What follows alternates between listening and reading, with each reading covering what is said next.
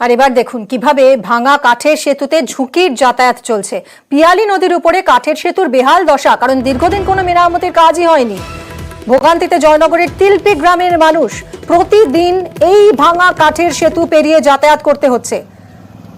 অর্পণ, আমাদের প্রতিনিধির সঙ্গে কথা বলবো। অর্পণ, দীর্ঘদিন যে এই ব্রিজ কোনো সংস্কারের কাজ হয়নি সে তো বোঝাই যাচ্ছে।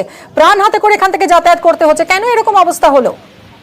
এখন স্থানীয় মানুষজনের যেটা অভিযোগ, দীর্ঘদিন ধরে এই কাঠের সেতুর কোনো সংস্কার হচ্ছে না, যে কারণে তিলপি সহ ধোসা গ্রাম পঞ্চায়েতের বিস্তীর্ণ এলাকার মানুষজন তারা এই সেতু পার হয়ে তারা ক্যানিং যে হাসপাতাল রয়েছে সেই হাসপাতাল সহ ক্যানিং এরও মানুষজন তারা যখন ধোসা বাজারে আসে এই কাঠের সেতু ব্যবহার করতে হয়। সব থেকে বেশি সমস্যার মধ্যে পড়েছেন স্কুল ছাত্রছাত্রীরা, যারা ছোট ছোট স্কুল ছাত্রছাত্রীরা তারা যখন স্কুলে যান তারাও কিন্তু এই বিপদের সম্মুখীন হন।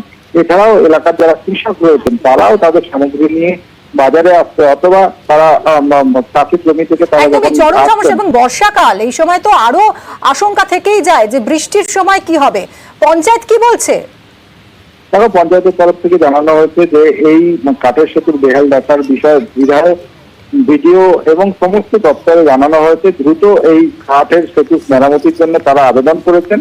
সেই আবেদনের সাড়া দিয়ে যদি এই কাঠের সেতুর সংস্কার হয় তাহলে গ্রামের মানুষের উপকার হবে, এটা স্বয়ং পঞ্চায়েতের প্রধান তিনি নিজেই জানাচ্ছেন। অর্পণ, পঞ্চায়েত প্রধান কি বলছেন? শিল্পী গ্রামের বধুকুলা যে কাঠের ব্রিজটা আছে, এই ব্রিজটা খুবই বিপজ্জনক অবস্থা।